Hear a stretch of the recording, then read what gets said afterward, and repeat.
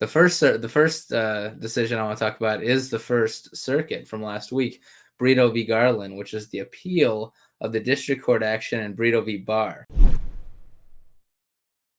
which is about detention and bond procedures. And it was a pretty complicated decision.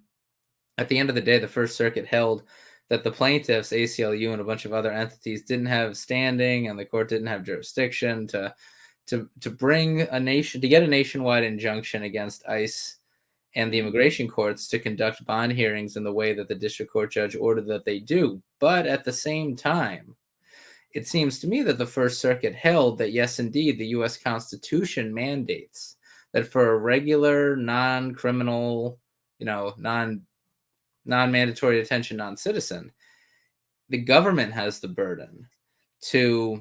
Wonderful. Yeah, the government has the burden to show by a preponderance of the evidence. Let me get the actual quote right. Well, clear and convincing evidence that the non-citizen is a danger, or a preponderance of evidence that they're a flight risk. And of course, if you're a flight risk, that's not to say bond is necessarily denied. There's often a number where just because you're a flight risk, it can be granted. And so the government has the burden, it seems to me, in the First Circuit, notwithstanding the fact that the injunction has been vacated, because, and I'd be interested to hear what other people have to say about this, but if the First Circuit is saying it's unconstitutional to hold a non-citizen who doesn't have a criminal history or who's not mandatory detention without placing the burden on the government, you don't need an injunction for the immigration courts and for ICE to have to follow that. That's the First Circuit in the First Circuit saying what the Constitution requires. Yeah.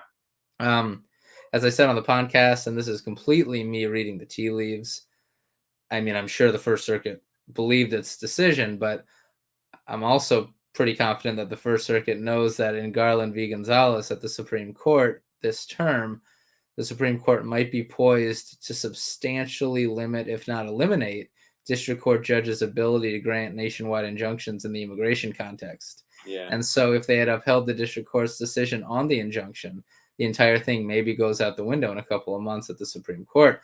But if you just do it on constitutional principles, it stays. And so I'm not inferring that the First Circuit was playing politics, but that issue is out there, and that does seem to be what's going to happen on Garland v. Gonzalez, because the court requested briefing on that issue, even though it wasn't at issue below in Garland v. Gonzalez. So, someone at the Supreme Court wants to write a majority or a dissenting opinion limiting district court ability to grant nationwide injunctions after everything that was happening during the Trump years. Mm-hmm. Anyway, point is, in the First Circuit, immigration practitioners appear to have a very favorable bond framework. Nice.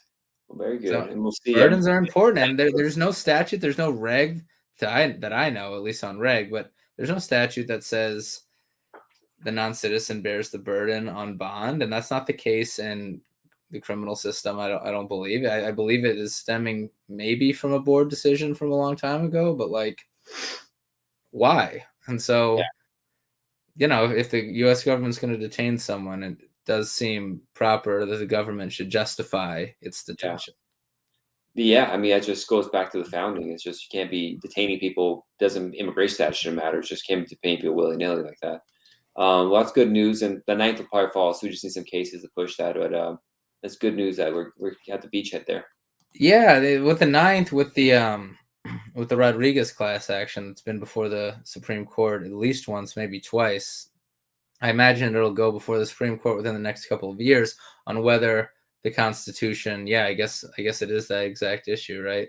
Whether the Constitution mandates a bond hearing with the burden shifted. So, I guess the First Circuit has spoken. Maybe Brito will go to the Supreme Court. Maybe the Biden administration won't appeal it. I don't know. It seems like they're picking up where Trump left off. So they're arguing a lot of these cases where you're surprised when it comes to diversity, visa lottery, MPP, and all that kind of stuff. They're kind of following the same footsteps. I give them a little, I give them some leeway on MPP. I mean, the Fifth Circuit has issued some very strong decisions, and the Biden administration has to comply with the Fifth Circuit. I don't know so much about it, but I do know that but for the Fifth Circuit's decisions, MPP would be gone.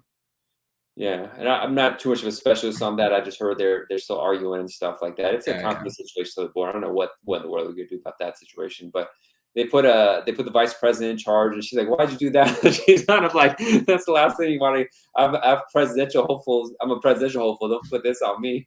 Right. Well, good. Good on Vice President Harris. Hope if she can solve it, she certainly has a pathway to the presidency. Yeah, but it's one of those issues. It's like that's just gonna sink you. I don't see a way out of it. She's gotta be really clever, and so far, I haven't seen too much cleverness coming out of her office. We'll see about that.